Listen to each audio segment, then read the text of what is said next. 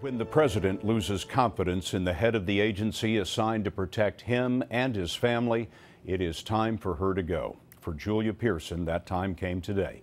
The first female director of the Secret Service was forced out after one security lapse after another, including one that was revealed yesterday even as she was being grilled by Congress.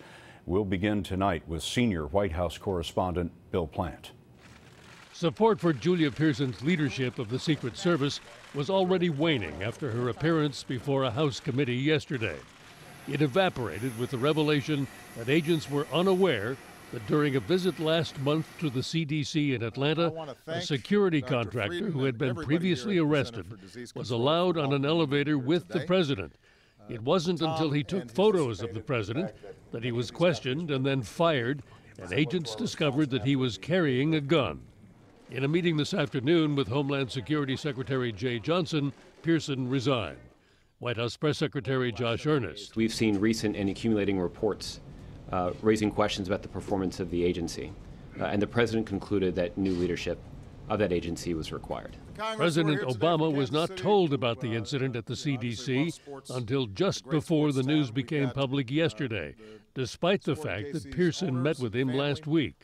That was just the latest in a string of embarrassing security failures. Among them, the fence jumper, who ran all the way into the East Room of the White House 12 days ago, and the failure to realize for days that shots had been fired at the White House in November 2011. Even so, the White House endorsed the agents who protect the president. It is true that the president and everyone here at the White House does have full confidence in the men and women of the United States Secret Service. Pierson, the first woman to head the Secret Service, took over just 18 months ago after a scandal involving agents and prostitutes on a presidential trip to Colombia. In an interview with Bloomberg News today, Pierson said, "I can be pretty stoic about it, but not really. It's painful to leave as the agency is reeling from a significant security breach." But critics in Congress say that she was unable to change the culture of the organization.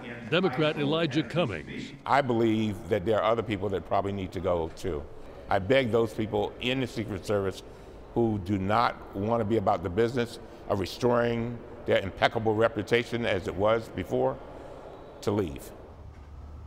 White House intruder Omar Gonzalez pleaded not guilty today in federal court.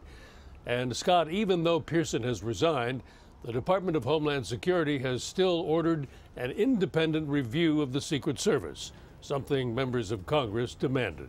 Bill, thanks.